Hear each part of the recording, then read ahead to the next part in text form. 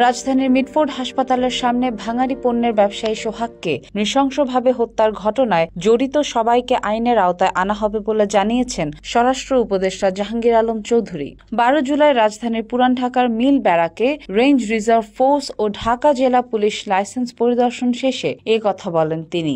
বড়ই দুঃখজনক একটা ঘটনা। এই ঘটনা একটা সভ্য দেশে ঘটে, এটা কোনো সময় আশা করা যায় না। তো এটার জন্য যারা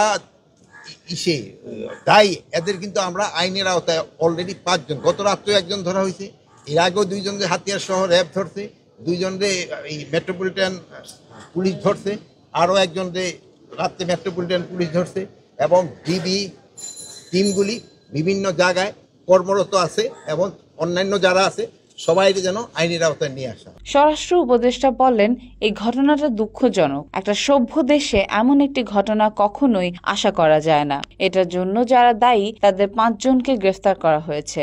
গতরাতেও একজনকে গ্রেফতার করা হয়েছে। এর আগেও অস্ত্রসহ 2 জনকে র্যাব ধরেছে। মেট্রোপলিটন পুলিশের কাছেও 2 জন ধরা পড়েছে। এছাড়া ডিবির টিম কাজ করছে। ঘটনার সঙ্গে জড়িত সবাইকে আইনের আওতায় আনতে হবে। উপদেষ্টা বলেন, আমরা খুব অসহিষ্ণু হয়ে গিয়েছি। এই অসহিষ্ণুতা আমাদের কমিয়ে আনতে হবে। সমাজে নীতি নির্ধারক, অভিভাবক, শিক্ষক, চিকিৎসক সবার চেষ্টায় এই সহিংসতা কমিয়ে আনতে হবে। স্বরাষ্ট্র উপদেষ্টা আরো বলেন, আমরা সবাইকে অনুরোধ করছি, কেউ যেন আইন নিজের হাতে তুলে না নেয়। কোনো ঘটনা ঘটলে সেটা যেন আইন শৃঙ্খলা বাহিনীর কাছে জানানো হয়। আইন শৃঙ্খলা বাহিনী সেটা যথাযথ ব্যবস্থা নেবে। আইন যেন কেউ নিজের হাতে তুলে না নেয়। কোনো ঘটনা ঘটলে এটা যেন আইন শৃঙ্খলা বাহিনীর কাছে জানানো হয়।